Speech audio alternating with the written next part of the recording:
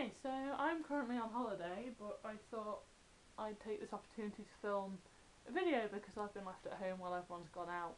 So, filming time! Even though finding decent light and a decent place to film was incredibly difficult in a cottage that is 400 years old and full of spiders. So, anyway, today I was going to chat about the most ridiculous day I have ever had. And it was with Unit 6, and it was ridiculous. The stress of it was insane, and it was massively rushed. I didn't plan it very well. I went alone. I didn't really know what I was doing. I didn't really know what was going on, but I regret nothing. I am so fucking glad I went to that because I would have had so much regret if I didn't. It would have been like the worst thing if I didn't go to this. So it started on a Sunday night, about 10 o'clock. I saw someone tweeting that they were going to the Radio On Academy with Unit 6. This thing, it was like over loads of days, there was like loads of different people and like workshops and things. And on the Monday, there was a load of Unit 6 stuff going on. And I'd heard about this a few weeks before, but like originally it had said that it was like ages 16 to 19.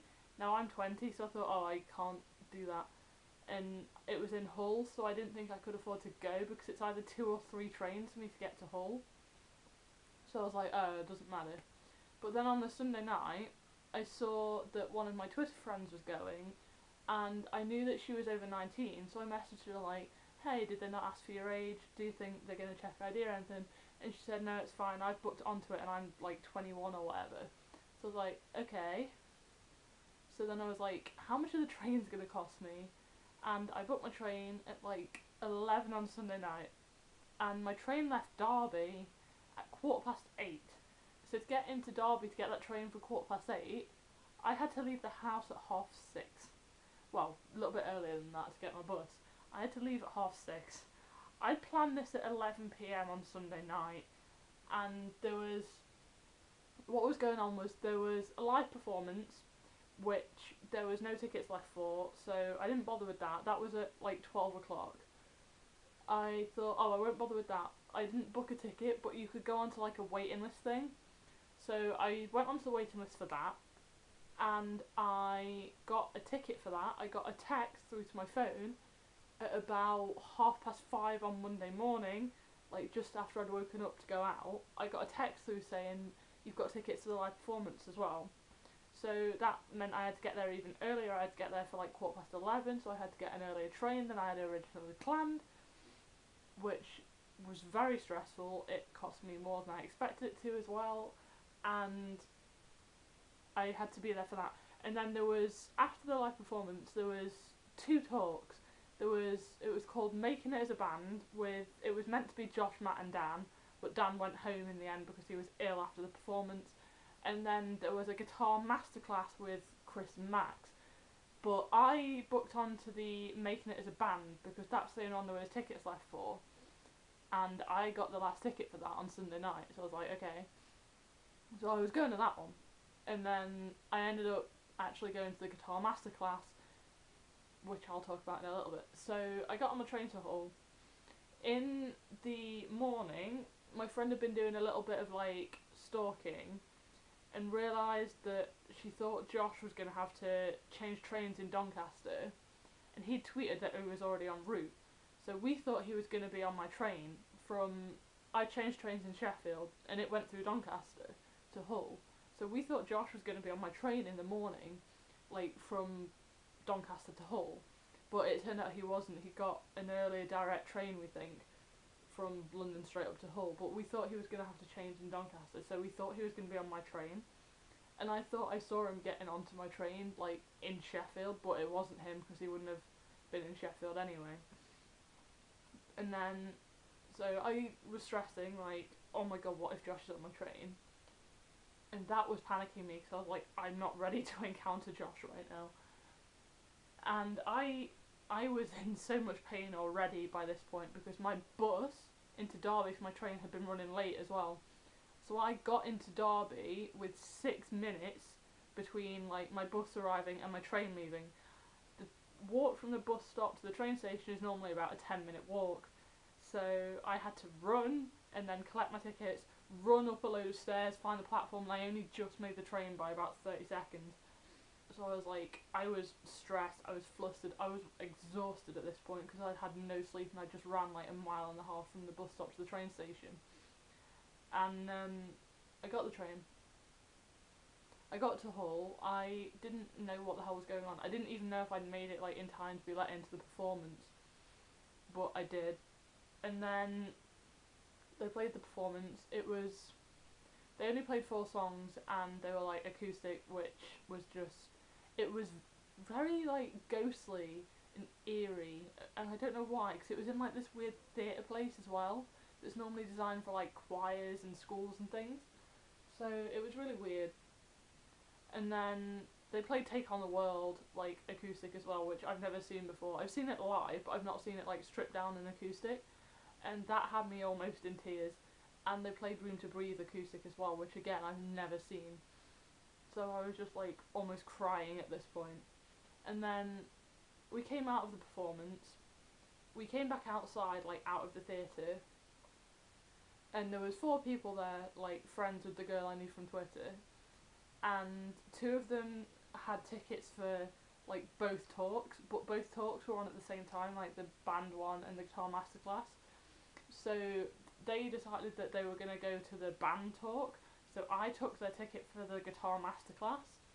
So I ended up going to the guitar masterclass with Chris and Max, and this is where everything started getting really, really, really surreal and really emotional, because they, like in the masterclass, they just came out with their acoustics and just sat with like 15 of us in this like tiny room, and I'm just like, that's my 2 favourite guitarists sat right there trying to teach people how to play Take on the World, which is one of my favourite songs ever.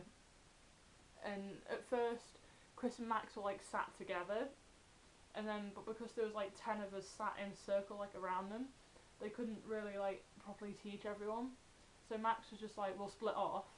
So Chris came over to us, like 5 of us, like just sat right in front of us, and he was sat so close that as I moved my leg to like cross my legs, I kicked him, like the bottom of his leg.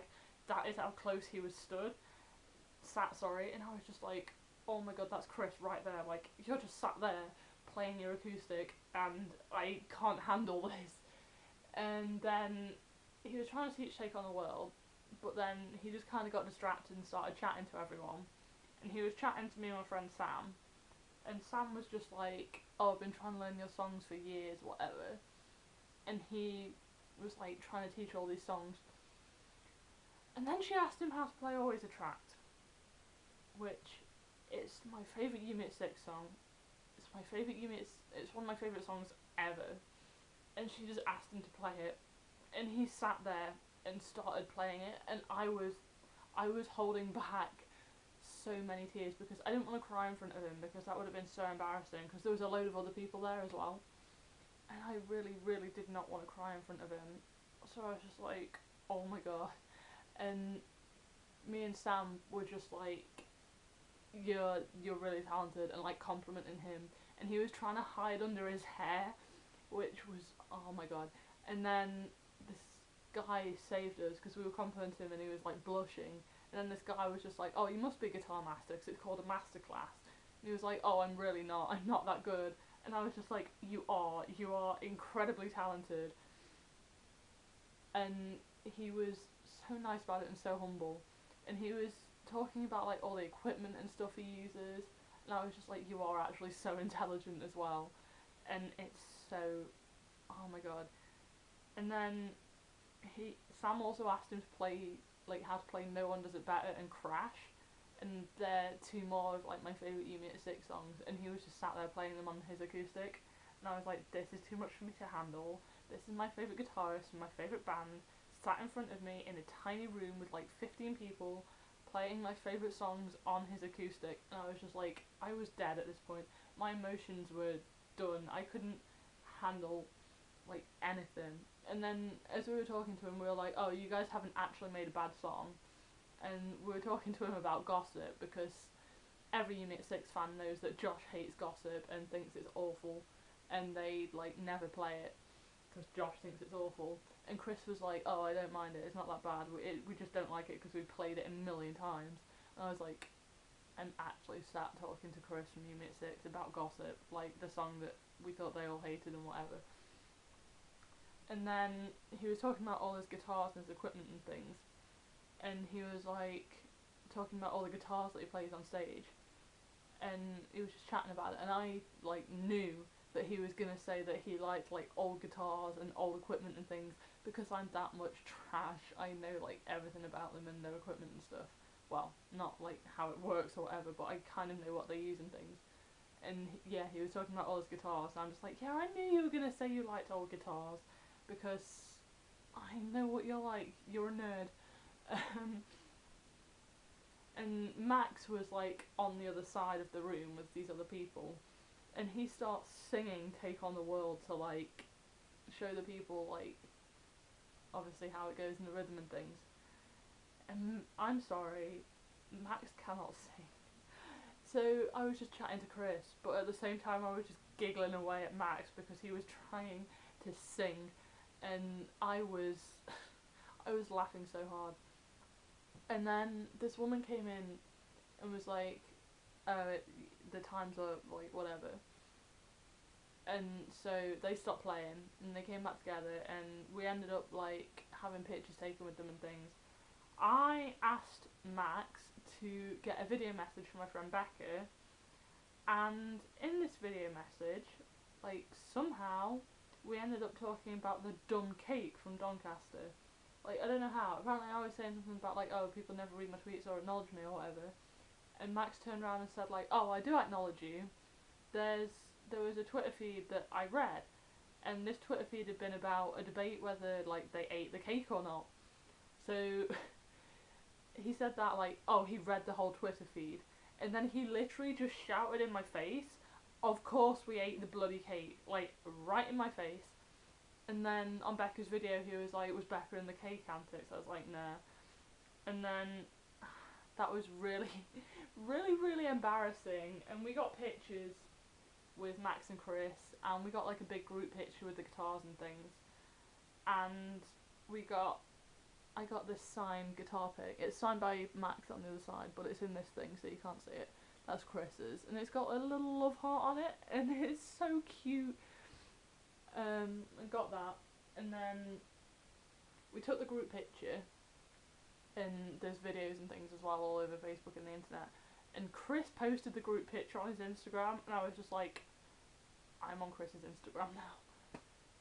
And then, oh, the guitar lesson as well. Something I found out yesterday. We were all like playing guitars, like teaching the song or whatever. And it was run by the guys from like a music college who got like Max and Chris to sign the guitars after we'd done with them. So there was like 8 signed guitars by Max and Chris, and there was the college that ran it did a competition to win one of the signed guitars, and there was 3 in total, like one for people who entered on Facebook, one for people who entered on Twitter, and one for people who entered on Instagram. And I entered obviously on everything, and I actually won on the Twitter one, and I was like, oh my god. And the way I found out was ridiculous, because I put my phone on airplane mode to charge quicker before we went out yesterday while I'm on holiday, and so it was on airplane mode for about half an hour, so I didn't get any messages or anything, and then I took it off airplane mode, and suddenly I had 6 missed call messages from my friend Megan, and I had a text from her that said, I hate you, you've won the guitar thing, and I was like, what? Are you serious? And I have like no internet access here, so I couldn't like get online to check anything, and she was like, yeah, you've won it. I was like, oh my god, like I need any more like emotional trauma or stress from that day. Like seriously, it was like the best day. And then I've just now got this guitar to come home to as well that was from it, and oh my god, I'm so excited to see it and get it. Just like, oh, I'm really excited. But anyways, got a bit distracted. Back to the actual day. As we were like taking the pictures and things, this woman came in, like, because there was like a Radio 1 setup thing there as well, because that's where Radio 1 were running this academy thing. And this woman came in, and Max and Matt were gonna go play Innuendo Bingo, like, live on the radio. And this woman came in like, oh, do you want to come up to Innuendo Bingo? I was like, you what? You're asking me if I want to watch two of Unit 6 play something that in the past has made some of the greatest Unit 6 videos on the internet? Hell yes, please! So we went up. A load of people actually got to play Innuendo Bingo, like, with Max and Matt and the other guys from the radio, and I didn't fancy that. I'm funny with... I didn't fancy that. So I went up and just watched it, and I filmed the whole thing, obviously, because why wouldn't I? And Max and Matt played Innuendo Bingo, and then after that we got to, like, take photos with them and stuff, and Max was stood in his socks because he'd taken his shoes off to play Innuendo Bingo. So I now just have a picture with Max stood in his socks, and then he took his shoes off and he couldn't get his shoes back on because his feet were too wet. So he's just sat with soaking wet, black and white, spotty socks, trying to get his boots back on, and really, really struggling with it, bless him. And he couldn't do it. And then the woman came back like, oh, we've got to go, your car's waiting. So there was like 4 of us just talking to Max, but the woman was like, oh, your car's waiting. So he went to say goodbye to us, and the first, like, person he went to say goodbye to was a guy. So he, like, gave him a handshake as he said goodbye, because why wouldn't you? And then he came to the next girl who was, like, next to me, and he went to like hug her, but the girl, because he'd given the guy before a handshake, the girl went to handshake him. So we all ended up just handshaking Max, who said goodbye after he'd gone to hug this girl, which was incredibly awkward but hilarious at the same time. And then, after Innuendo Bingo, the most ridiculous thing that has ever happened to me began. Like, we came down the stairs from where they'd set up the radio studio, and Josh just stood outside, like, the doors. So I went up to him, like, can I get a picture? And he was like, no, I gotta run for my train. And at that point I realised that at that time there wouldn't have been a direct train for him back to London. So the next one would have been in like an hour and a half. So I then realised, oh shit, Josh is going to get on a train to Doncaster to then change in Doncaster to go back to London. Oh shit, I'm getting on a train to Doncaster. So it suddenly dawned on me that I'm about to share a train with Josh, and that scared the hell out of me.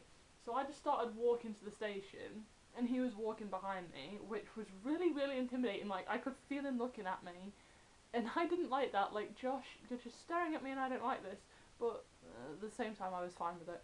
And then we got to the station, and he started talking to me like, are you going to London? I was like, no, no, no. It was like, is this the train we need? I was like, you need to change in Doncaster. So he was like, Doncaster. But he wasn't looking for Doncaster. He was looking for Hull on the boards when he was in Hull. And he was like, but it doesn't say Hull. I was like, yeah, you're in Hull, you need to get on a train to Doncaster. And after I'd said that to him, it still took him like another whole minute to realise that he was in Hull and he didn't need a train that was going to Hull. So I was just like, Josh, you're being dumb.